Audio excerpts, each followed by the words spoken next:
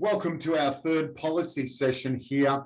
For those of you who haven't used Zoom before, if you hover your mouse or move your cursor, you'll see down the bottom of the screen the Q&A and chat. We're using the chat room tonight, and we've got heaps of questions already, so don't be shy. Take part in the chat and put your questions in there. The Q&A has been remarkable over the last few months, and even though we're recording the session tonight, the Q&A doesn't get copied, and we'll post some interesting things in there. And I'll be shocked if our two giants of manufacturing here tonight don't also put some stuff in there.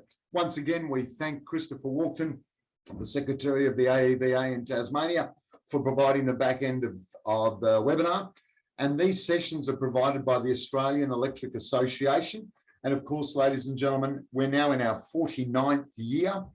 We started when television was black and white and John Laws was on radio.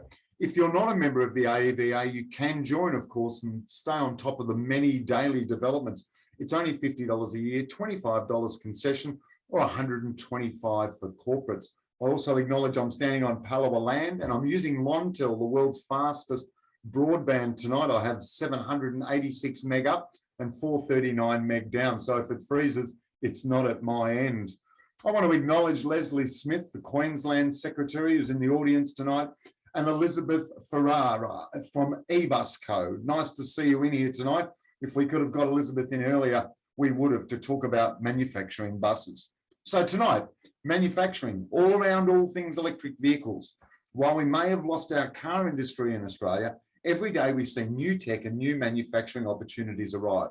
With demand comes supply. And our two guests tonight prove that can-do capitalism does exist right here, right now. I'll introduce them to you both, and then they'll each talk, and our president, Dr. Chris Jones, who will keep the conversation on track and on song. His experience amongst many other manufacturers was evidenced by Wednesday night's session on battery technology and the enormous opportunity for the revitalisation of that industry in Australia. You know, I received many presentations, and I'm sure you do too, ladies and gentlemen, around your industry and your interests. Rarely do I see one as comprehensive and exciting as our first expert sent me tonight. While Seshan Weeratunga holds the role of co-founder of EVOS, he's all about customer experience and innovation. And just to prove how rapidly the uptake is, it was just last Friday that they had a very special day at Team EVOS. They had the chance to reveal their Fleet Home 22 to the world. They designed it and built a truly smart and reliable charger for electric fleets. It's a one-of-a-kind, from its connectivity to its ease of installation to the seamless repair process. They are very proud to manufacture right here at home in Australia with Australian supply partners. With that comes the quality and the care of a genuinely Australian-made product, kind of like a modern-day Hills hoist. And they want to thank everyone who has been part of their journey so far. The support has been incredible. Our other speaker tonight, who is a manufacturer, I've had the pleasure of networking with and sharing his wisdom over a 4-year period, and also watching his journey. Greg McGarvie, ladies and gentlemen, should be fishing and relaxing in his golden years, but he just can't sit still. And of course, when you're on the cutting edge, why would you relax? Ace Electric Group Vehicle Division started in 2016 under the umbrella of the Ace EV Group, the Australian Clean Energy Electric Vehicles, another clever name. The ACE Group is in its early stage of development, introduced a new 100% composite vehicle manufacturing industry to Australia. Low capex compared to the traditional automotive industry, vehicles are light with low embodied energy, designed for urban use with home charging with a range 250 to 350 Ks. The energy pack, 50 kilowatts. Payloads up to 500 kilograms with very low running costs. Safety features built in that traditional small vehicles just miss out on. And our third speaker needs a small introduction, as his words do the talking and by his deeds he leads. He's built 2 electric bikes and converted 1 car. His work in EVs extends back some 13 years, and he's now at a leadership position, ladies and gentlemen, teaching the next generation of leaders. Dr. Jones is our newly elected president for the Australian Electric Vehicle Association. You can tell a lot by someone's LinkedIn profile and what their interests are. Beyond zero emissions, climate policy initiatives, Renew Economy, Climate Works Australia, Clean Energy Council, and Tesla, just to name a few. Tonight forms part of a series on policy. So tonight we asked, is the policy debate helping or hindering What more can we do? And what does a winner look like? Transport's only 20% of the solution, only 1/5 of the problem, but it is easy. It is the easy one. It's already underway, and now it's our turn. How prepared are we? Who will lead the charge? To lead us off, Seshan, can you share your journey so far, please?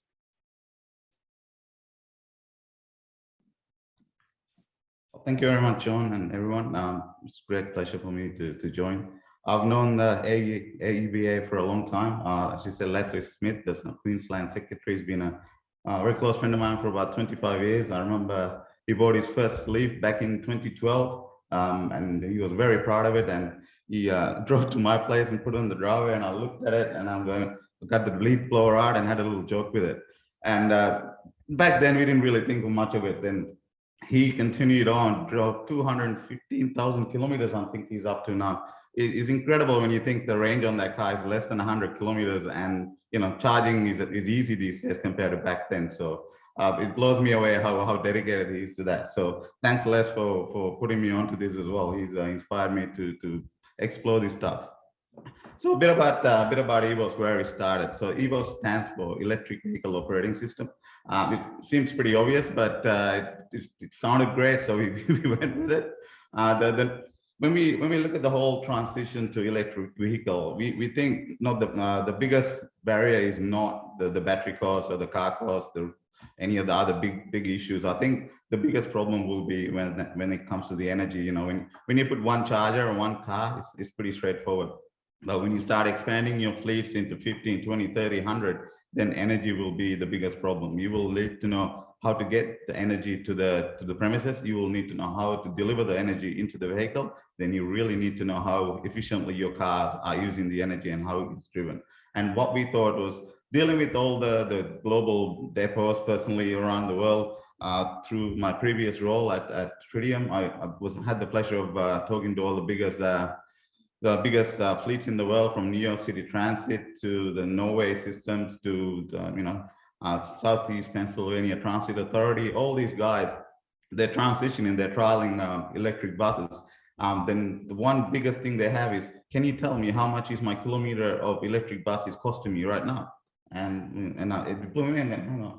You can't work it out. I go, no, we have no idea. We're doing all these things to change into a better, greener fleet, but we really don't understand the impact of this. So out of that, the three of us, Marcelo Salgado and Chris Crossman, the other two founders, we came up with this solution. We think that will solve that problem and make it really easy for people to transition their fleets into EVs.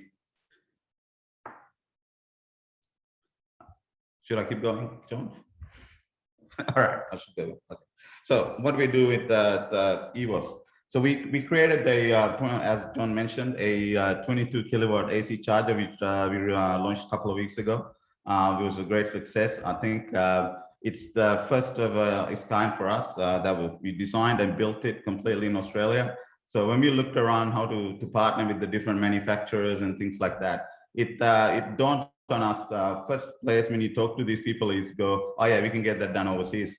And we go, oh, what do you mean? Because why can't we make it here? Oh, it's the cost. And we go, no, what we wanted to see what it costs here. When you think about it, when you're building something, it shouldn't just be the build cost of a product. You should understand the impact you have on that country and the society and the message you're trying to send. You need to be proud of what you build and where you're building it, and people need to understand that. So when, for example, we needed to build a mold, which is the big plastic piece that you see in the back, and we wanted to get it done in Australia. And we get, oh yeah, it's a big part. It costs a lot of money. And they go, oh, if you go to China, it's about 30% cheaper. Well, 30% cheaper, it doesn't entice us. But the problem that happened was when COVID hit, a lot of the manufacturing did come back to Australia, which was really good. But also the other side of that is, bill slots run out. So there's not enough people to actually do the work in Australia anymore. So you're literally running out of sources to get things. You have to go overseas because people already lost that battle because they already moved overseas. So there's a few people that are surviving that have niche skill sets that are really hard to replace or in a quick succession. And I think that's a really good reality check for most countries to realize that, just because it's cheaper, you went overseas, now all of a sudden you can't get that product, you got to come back. it's not there anymore. So you need to understand that impact that you have. So I think building this from scratch in Australia was a bit difficult, but it's doable, it's done, and we plan to keep doing it. For our manufacturing, we use a partner called Circuit Solutions. They have been building manufacturing PCBAs for the last 30 years for Holden, Ford, all sorts of OEMs. They're a tier 1 manufacturer, and their lines are not that busy, right? And we were lucky enough to partner with them, and they invested in us as well. But yeah, so there are a lot of great manufacturers still in Australia. You just got to look around and you can find it, and you can do it in Australia. I can just see that as a positioning statement, Seshan. Thank you. That was fantastic. And I noticed that the unit in the background there, it doesn't look as big as everything else.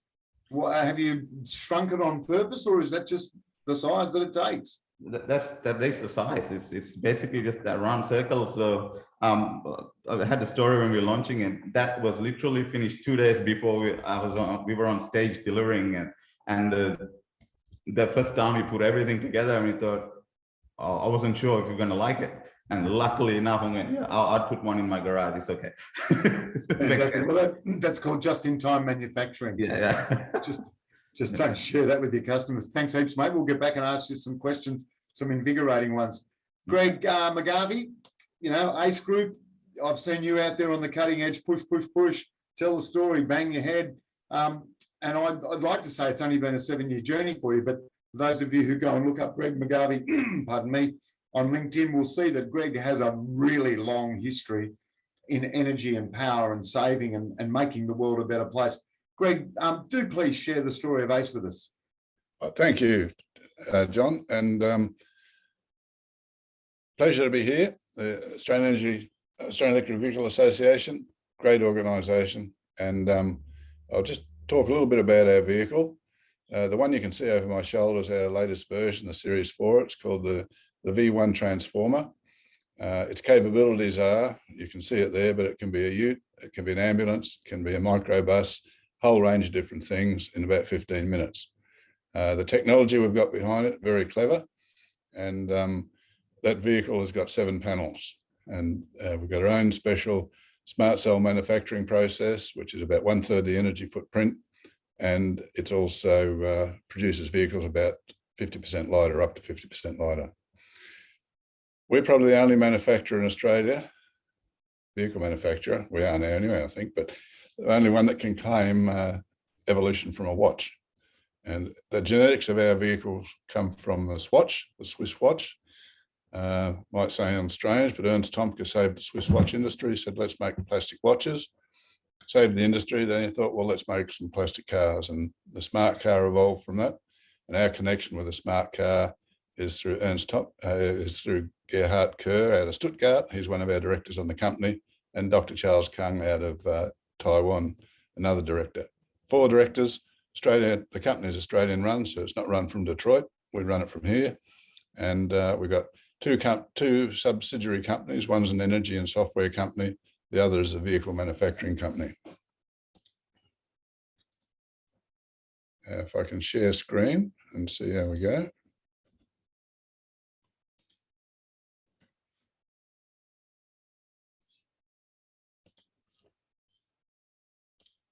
Okay, is that visible to everyone?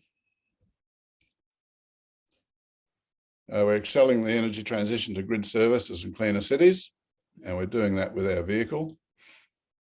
Here you can see the existing original vehicles, the Series 3, the Ace Cargo, the Ace Ute. They're our first generation vehicle, even though they're called Series 3. Their genetics, 20 years of development from the Swatch. And what we're bringing with the new 2nd generation Smart ACV, our transformer, is very clever energy management. We look at ourselves as an energy management software company with smart vehicles to move it. And what we can do with our vehicle, we've got a lab in France, another one in Melbourne. We've already established the capabilities of the vehicle with vehicle to grid, emergency power, and even been charging BMWs and Teslas. Key thing about our energy device, AAV to G stands for Australian Advanced Vehicle to Grid Mobile Energy Management Systems device. It's all on board, smart meter and smart charger. Purposely, we've done this because our market is export, 70% export. We want our vehicle to be plug-in any power point. So every power point in Australia now is a power source for this. The reason we're managing to develop this up is that the federal government gave us $5 million to develop it up. And with that, we will have our systems installed in our trial vehicles early next year. The advantage of this system is that we're basically turning our cars into mobile power plants, mini Hornsdales. And when you aggregate 1,000 vehicles in a city or 10,000 vehicles, suddenly you've got a massive resource, and we become an energy security solution for the grid. The other thing we do, of course, is we're lowering the cost of ownership. Our vehicle can trade energy, so and we know the capabilities of this. Our technology partner out of Silicon Valley ran trials 6 years ago in Copenhagen with Nissans, 10 of them. They're each earning €2,000 a year, and their batteries haven't degraded. So there's lots of fiction out there about battery systems. The other thing, of course, is people that are running home solar and an electric vehicle. Their running costs between 50 cents and $1 per 100 kilometres. If you don't have home solar and you're just plugging in one of our vehicles, it comes out around $3.60 per 100 kilometres. And those of you that all own the old fossil fuel smokers, no doubt know how much it costs you a fortnight to fill the car up and steal your oxygen and pollute your air. So our main focus is heading for zero emissions future. That's our goal. All our technology, being a marine biologist, I'm a marine biologist, and all our technology is aimed at cradle to grave solutions and long-term sustainable. We know that electric vehicles will change everyone's home budget. You know, where they might be spending $100 a fortnight on petrol now, it's going to drop back to 10 or 20. And that means you save some money. You can do a Hawaiian holiday like the Prime Minister. The other advantage with our vehicle, we can later on be generating carbon credits. These are the three key advantages we have in the Australian market and globally at present. It won't stay that way. We've got our smart assembly packs, which go to target countries offshore, a bit like an IKEA pack for vehicles. And they're assembled in the local country, and away they go. We've got our smart software for energy grid services and charging. That's a mobile energy management system I was telling you about. And then, of course, our smart cell manufacturing, which has been developed by Gerhard and Charles. And just to underline the quality of people we've got in the organisation, Gerhard is recognisably the world leader in long fibre composite moulding technology. And that's the advantage we have with our vehicle. That's why we can do a vehicle out of 7 panels. And so total parts in our vehicle is about 70 pieces. And with that, I say thank you for giving me the opportunity to have a chat. I was sure you'd go for another 20 minutes. Sorry. I was sure you would go for another 20 minutes, mate. It's just such a beautiful concept. The first time I ever saw it, I had to pick my jaw up off the floor. Funny you mentioned the price of petrol, Greg. I filled up yesterday and I had to do the insurance policy back on my car. Such was the value of the car. Dr. Jones, I'm sure you're unmuting while we're talking right now. You've seen Greg's evolution. Obviously, you've been around charging station. You launched your battery strategy over there in the breadbasket of Australia the other day. No doubt WA will eventually succeed, and then you'll really be on a different wavelength. Chris, do you want to share with the audience what you've seen around Aussie manufacturing over the last few years? Please. Yeah, for sure. Thanks for that, and thanks to Seshan and John for and Greg for your presentations, and we're getting to know a bit more about what it is that you're making, and we've got a whole stack of questions to follow up with. But yeah, manufacturing EVs and EV supporting equipment is really quite interesting. Obviously, Tritium is a well-known success story, and well done to them. You know, they're going gangbusters. But you know, having been involved with the EV Association for the last decade, we've got some smaller manufacturers who have still made an enormous impact on electric vehicle technology. So right here in Western Australia, we've got Ian Hooper from Ziva, who has been making battery management systems and components and widgets and little things that help people who are converting their vehicles to electric know how much charge is left in their battery and how much current they're drawing from it and all that kind of stuff. And he was doing that out of his back shed in Maida Vale here in the eastern suburbs of Perth. Likewise, we've got Rod Dilks from EV Power, who'd been making cell top monitoring modules for battery management systems for certainly the last decade or so, and he's been making new iterations of that. We've got Jaron Ware from Batterium over in the east in Newcastle. And these battery management systems are literally being sold and installed in projects around the world. Now they're doing it at a scale which is, obviously a different order of magnitude compared to some of the other manufacturing that's going on. But it's good Aussie know-how, and they're getting their products out there and they're doing really well. Obviously, a lot of people are being frustrated by the chip shortages at the moment, and Ian has decided to wind his business back, partly catalyzed by the difficulty with getting parts in manufacturing.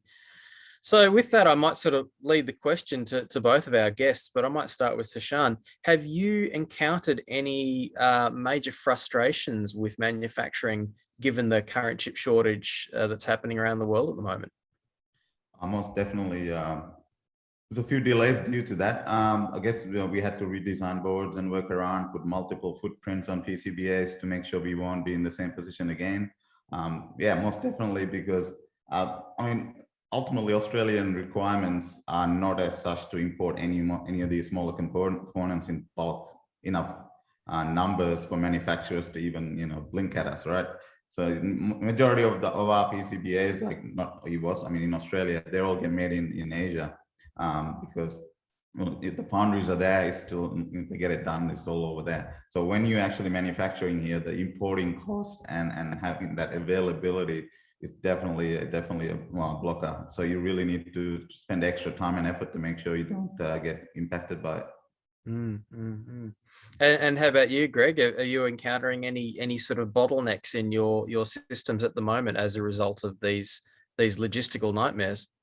Not really. The bottleneck is the government and getting things moving. And we'll have Tesla. They're going gangbusters because they've built their supply chain.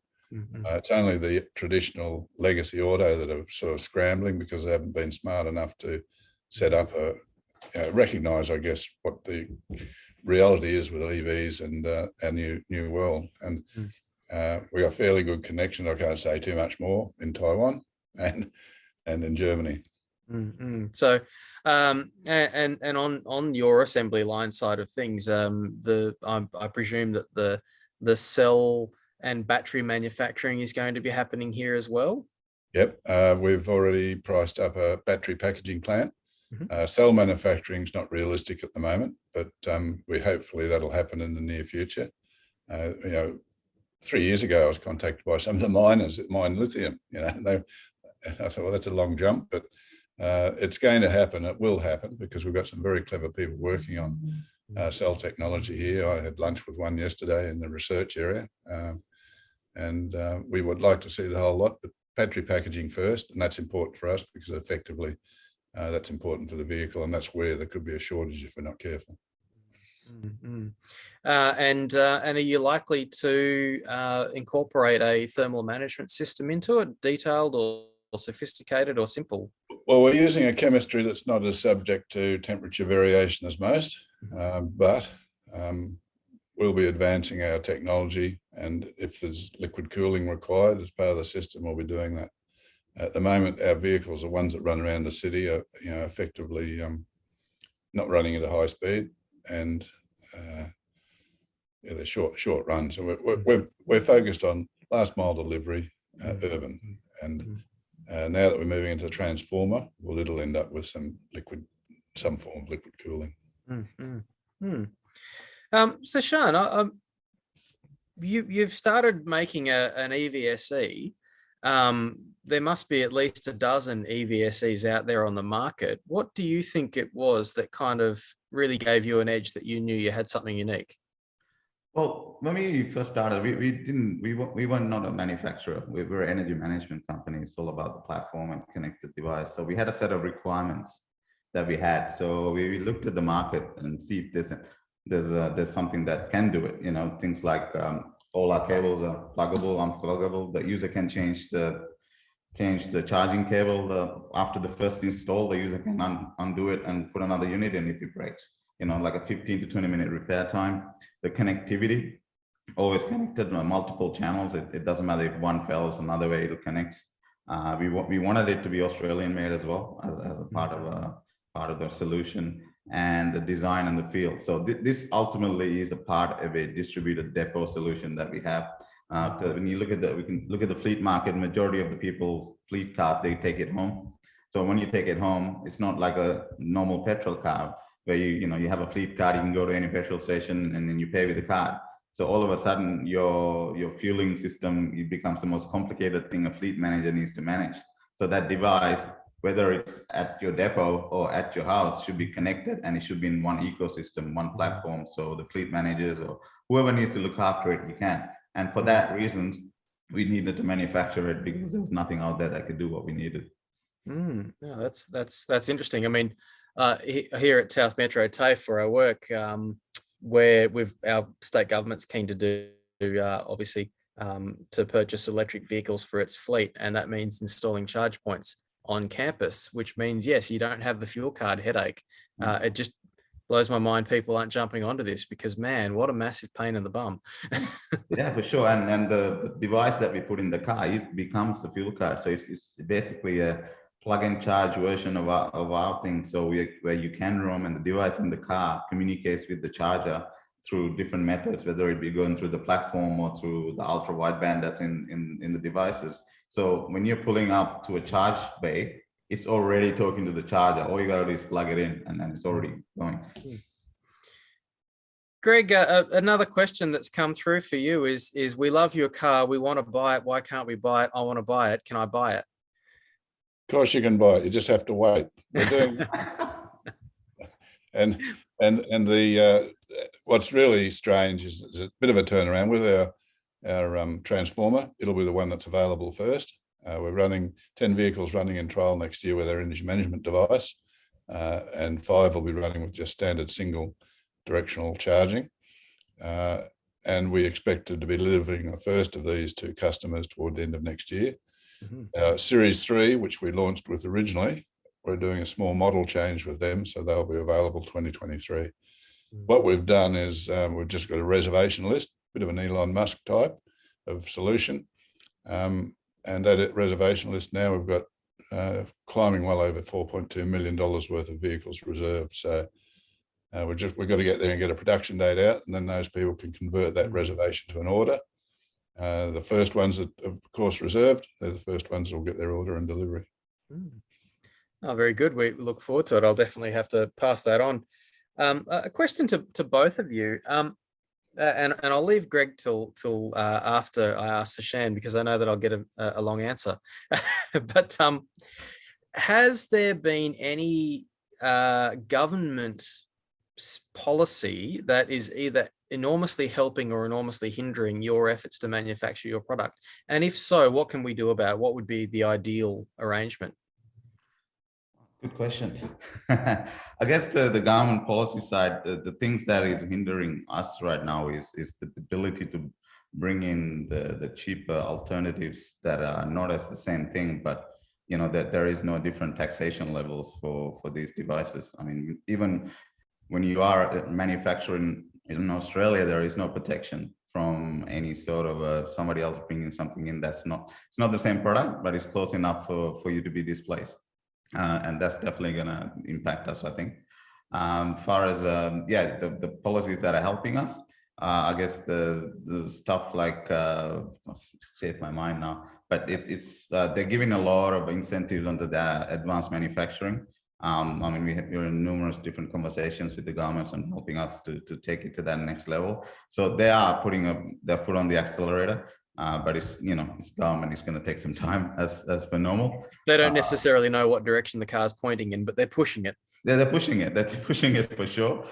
So that is helping us a little bit, but there's definitely needs to work on a lot more cooperation and understand what we're trying to go towards, especially considering how far behind Australia is when you compare to some of the other countries. Someone like, you know, someone close as New Zealand, and how far behind on that electric vehicle journey we are. So it just means we need to accelerate faster. So your earlier comment was perhaps referring to tariffs and tariffs. Now, I thought many tariffs were sort of broken down over the last 10 or 15 years, but there's obviously still some there that are in your way. Well, it's not in our, well, it is, because there are the manufacturing, you know, as you know, when the OEM automakers went, that the last of the bigger ones went down. So for us, I can talk probably a little bit about the old days and the Tritium days when, you know, one of the other bigger manufacturers wanted to take the tariff off. They're saying there are no manufacturers in Australia for big DC fast charging, and it's the same now. So we need to prove that there are people making these things in Australia. So there should be a tariff for the imports.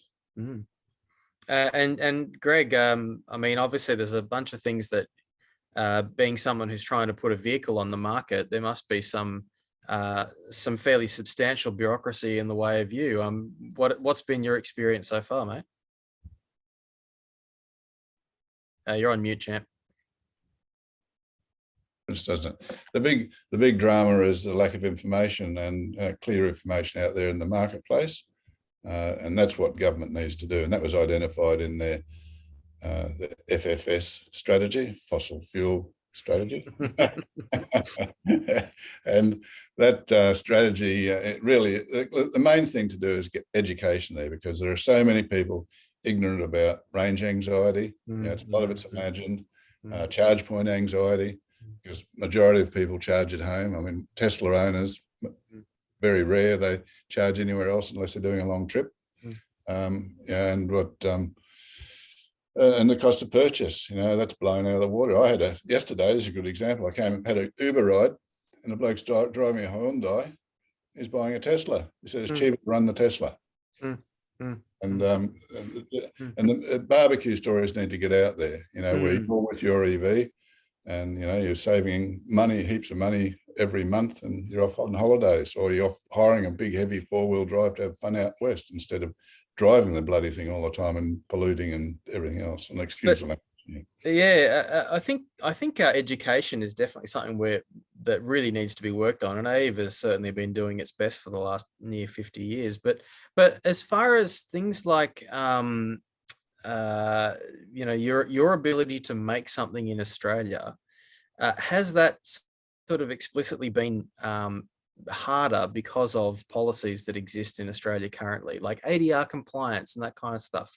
Can you speak to a bit of that?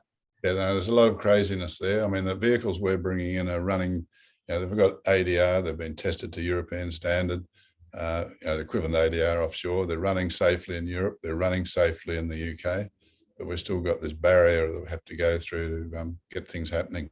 And the stupid thing is, with these vehicles we're bringing in, they're running vehicles, safe, they've got airbags, got the works. After the trial, we have to destroy them. Yes, who killed the electric car kind of story. Yeah. So, but we'll win. And so when you say these vehicles that are operational around the world, this is the composite vehicle design that it's currently being made elsewhere, but no, it's all exclusive in Australia. There are other businesses doing composite. BMW have been doing it with you know, small percentage. We're the only ones that are sort of close to completely composite. Okay. And the vehicles that we're using for the trial, because we didn't have enough time to develop up a new vehicle and go through the ADR and all the testing and everything else, it costs, you know, millions of dollars. So we're using a sled that's already in operation, and it's got all the compliance.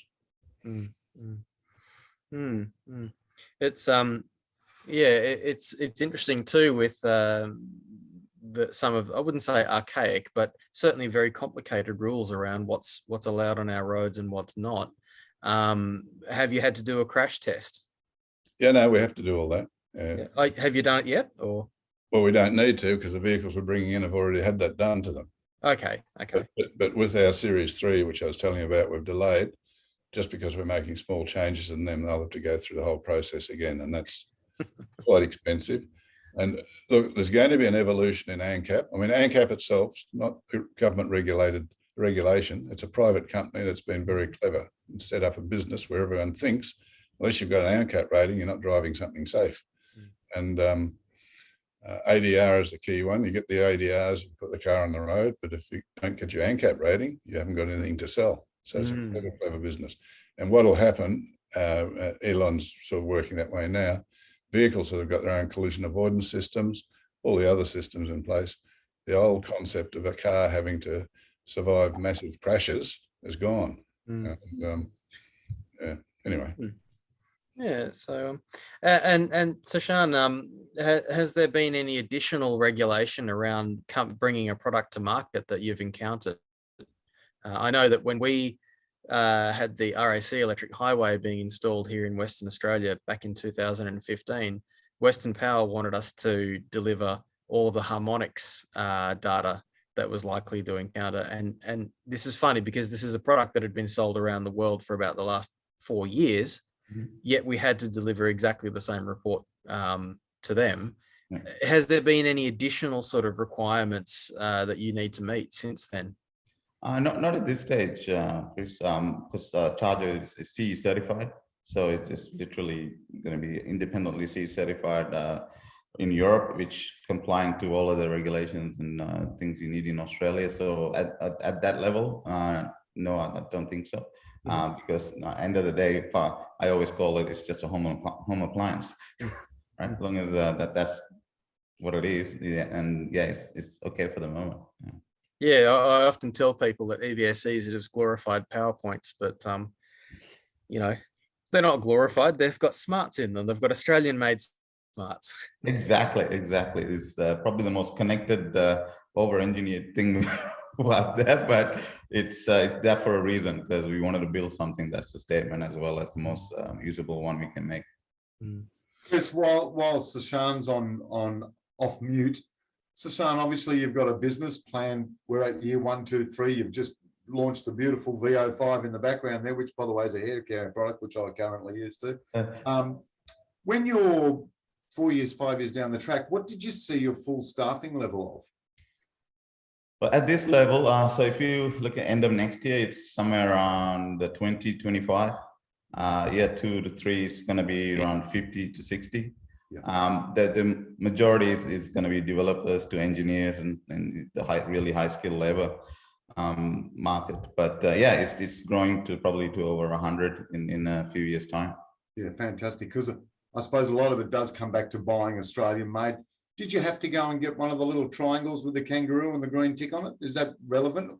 I don't think so. I think it's to be honest, yeah, I've never even looked at it because it's Australian made. It's like we can show our flag. We don't need to put a kangaroo on it, right? Yeah, and I don't really. Last time I checked the prices they're charging just to put it, it doesn't make any sense to us. It says designed and built in Australia. Like that doesn't need another thing to say. Yep. The EVOS Skippy, I can highly recommend. We'll get around that. What about you, young Greg? While you're unmuting, have you thought about maximum staff numbers in Australia as a manufacturer? Yeah, no, we've done the financial planning right through for 2025-26, and based on what we see as the demand, about just under 1,000 people, and we're turning about 24,000 units a year, 70% of them offshore. Yep. And so you'll be you and 5, 10, 15, 20 staff?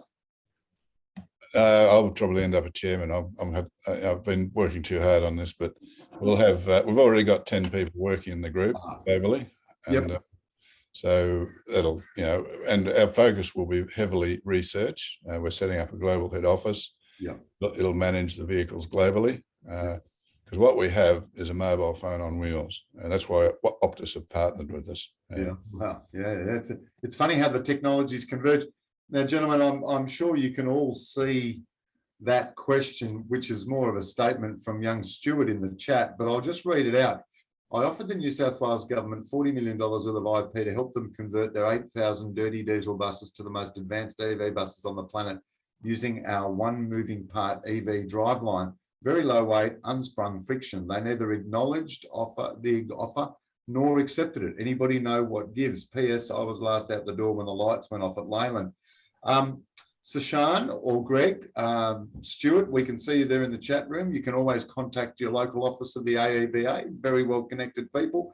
I think things have changed, haven't they? Like if you went too early, you would be grey-haired and all of that. Greg, have you discovered that if you started again, like if this gentleman's got some technology that should go, what should he do? What's his first step? Well, it's a bit hard to give advice because we've been struggling all the way through. I mean, we got the $5 million grant off the federal government. Usually politicians, when they've done something like that, and the grant was issued under Australia's obligation to the Paris Agreement and to encourage EV manufacturing in Australia. Have you heard anything about from the government about us, what we're doing? I have, because we had Rex Patrick on the other night, and he personally takes credit for getting you the $5 million. You must live in a safe Liberal seat. I will often just say to Stuart that you know, I challenged Rex Patrick's office the other day to field phone calls, because if you're in the ear of a senator who's gung-ho and has more technological background than pretty much anybody else in Parliament, except we were talking about chips a minute ago. We have this beautiful flame red-headed lady in Parliament who has a chip shop. I mean, I don't know why we can't make our own chips here. But Stuart, don't be shy. Reach out to the local member. You might have been too early, and I'm sure the association does have the contacts. Seshan, if you started again and you had something ballistic like you currently do throbbing away in the background, what would you do? Would you go to a politician first, or would you just get going?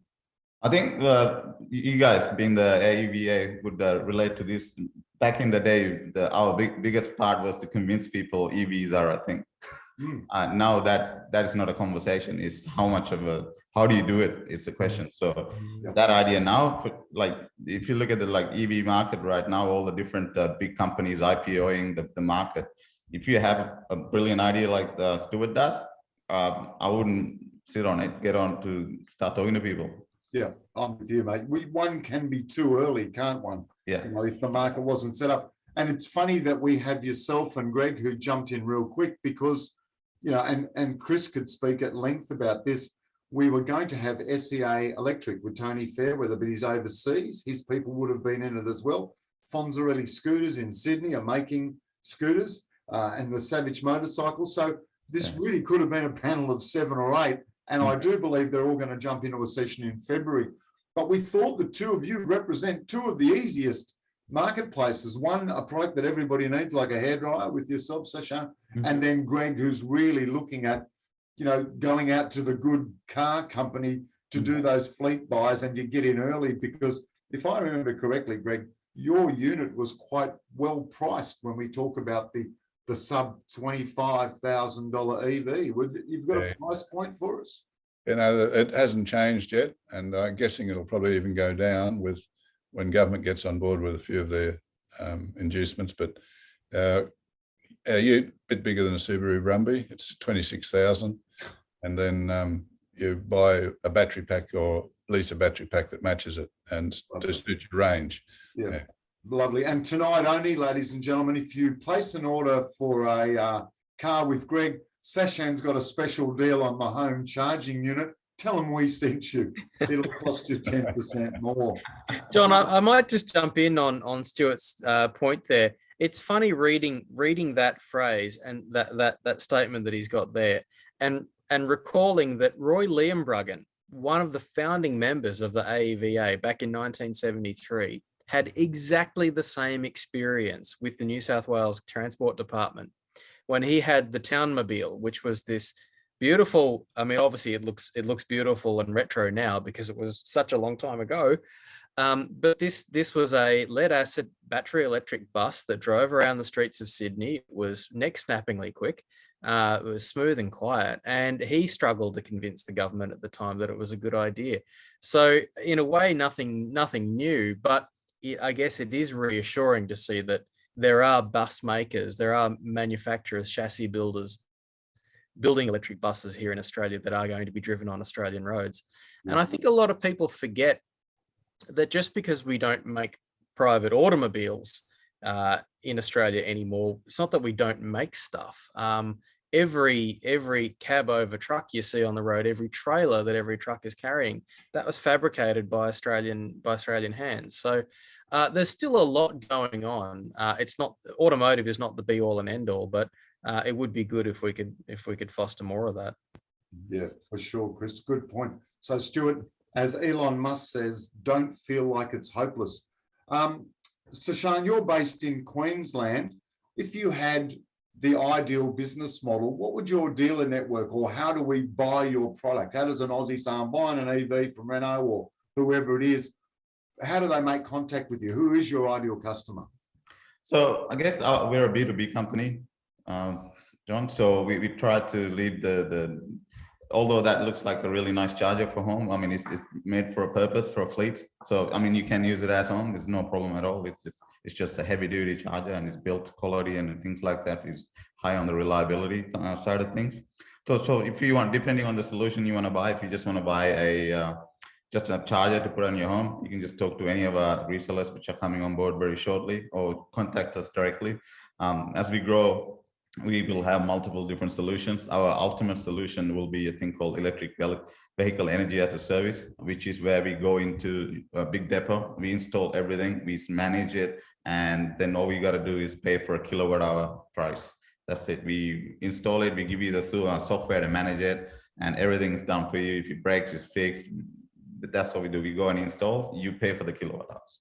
The Gilbarco of EV service. I love it. That's just so clever. And what about yourself, young Greg? I can see the model behind you there. And indeed, there's a couple of people watching, I know, who are mobility challenged. Is there a chance that we'll be looking at different models, or is this as all we need right now? Because it's a very popular looking vehicle that would be used by a vast amount of end-of-line delivery, the Coles, the Woolies home delivery service, the smaller units, Aussie Post. You know, what's the ideal customer for you, Greg? We're fleet, and our customers are all, we're not discretionary customers. You know, people just want to buy an EV because they love to drive it. Ours is a business model. And the vehicle that we've got there, the concept of the transformer came talking to National Health in the UK, where you can put an ambulance box on the back, swap the box out. So different type of ramping up at the hospital where people are in boxes. But the issue is with ambulances at the moment, that's 49 minutes to sterilise them and send them back out again. So that's downtime for a ambulance service. So that's part of it. And then, of course, the Woolies and the Coles of the world can swap the boxes out in 15 minutes. While they're doing the box swap out, they do battery swap, and it's basically 24/7. Wow, that's so. You know, we might not have the motorbike manufacturer on here tonight, or the electric garbage truck people, but to have two fleet specialists like yourself who are both smiling and so full of confidence really makes me feel quite happy too. The session the other day was all about jobs and growth. What do you think? How do you think it'll go from here, Greg? Very positive. I've had contact from various politicians who are, I guess, steering the government, their independence. And for me, I felt we're flying blind. You know, we've been making plenty of noise. I got 30,000 LinkedIn connections, and they said, no, we're talking about you in government. We're talking about you in the independents. We know all about you. Just wait. So I'm optimistic, but our winner is that we're signing agreements offshore with Africa and South America, and so we've got a business model anyway. Yeah, well done, mate. And what about yourself, Seshan? Is, you know, if you were doing a pitch to your ideal customer, and there's the intelligentsia, of course, are listening to these, who would you like to get next to start using your product? Well, I'm not sure if you guys know that our investor at the start was a little company called Ampol. They're pretty much going to manage our distribution in Australia, which is, they have something along the lines of 80,000 fleets, customers. So they have 40% of Australia's fleets. So that's probably where it's gonna head. And the next solution is basically the Strata Buildings LPE. That's one of our distributors as well, who is the solution for Strata. When you have your common power, we'll know exactly who's using power, which car, and things like that. So we have a solution for Strata. So that's where we are going at the moment in the next 6 to 12 months. Fantastic. So the building industry, that was a topic that was mentioned at length because someone wanted to know if we had 600-meter EV cables. But if you conquer Strata, I guess that fixes one of the huge barriers about multi-users in the same building. Exactly. The whole idea is, we have a device in the car which talks to the charger, so we know who's using power when, and you put 20 cars on the same building. We know when to balance them, when to charge them, when to we know what state of charge it is. As you know, being AC charger, you don't. With our device, you can as well, so we can manage all that smart. Fantastic, Dr. Jones. Yeah, look, I'm gonna put a statement to both of you, and I want you to say first of all true or false, and then speak to that. Manufacturing in Australia is too expensive. What do you say, Seshan? I say it's not a simple true or false. Expensive maybe directly, but when you look at the overall value you get from manufacturing in Australia, that's definitely a false. It's not expensive. It's actually, there's no choice when you want to have a direct relationship and build something that's right next door to you, kind of thing. So I think it's that's what I think. Of course, that's the trouble with such statements, is that they are overly simplistic. But yeah, it's a refrain that we've heard so often. So I thought I'd try and hear from those at the coalface exactly, is that the case? What do you think, Greg?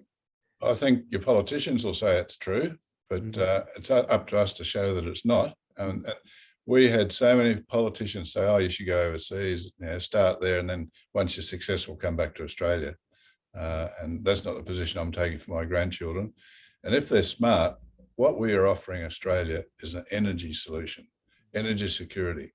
At the moment, they turn the taps off, we lose diesel, no one's going anywhere. So by getting EVs out there and using the sun, solar, converting it into electricity, we suddenly introduce a new equation in energy security for the country. So even if the manufacturing might be a little bit more expensive, it's much cheaper in the long run because we're creating jobs, we're creating independence for the country, and we're creating new opportunity. And I'm going to keep talking. Sorry, I keep talking so long, but that smart cell manufacturing I was telling you about, that is totally adaptable. It can be fully robotic, or if it's in a country in South Africa where they've got lots of people they want to employ, it can be labor intensive. It's interesting. So I mean, I've built batteries for lots of different projects and lots of different applications, and people, I did it as a business on the side. Obviously don't have time to do it so much anymore, but I still do it for various projects. So I'm buying cells in predominantly from China, but also Taiwan, and assembling them into battery packs of a given voltage and capacity. And it's funny, what's really interesting is that my labor is the cheapest part of that bill. I'm able to, there's a line in Futurama where Fry is told that it would be a waste of his time, and he said, "That's impossible because my time is worthless." My time's not worthless, but it's pretty cheap. But it was the cost of the stuff that was expensive. The cells were expensive, the bus bars and the plastic enclosures and whatever, like that stuff added up, that the labor component really wasn't all that expensive. So I agree. I don't think that when they say, "Oh, manufacturing in Australia is too expensive because of labor," I'm not sure that that's the case. But certainly there is lots of other things that start to add up. Good point, Chris. So if you're watching tonight and you do have a good idea, and or someone who's got a good idea, and there's some very clever Australians, they're all working for Seshan at the moment, but those who aren't working for Seshan or Tritium or one of the other companies, what do you think, gents? Seshan, you're unmuted, so we can go with you first.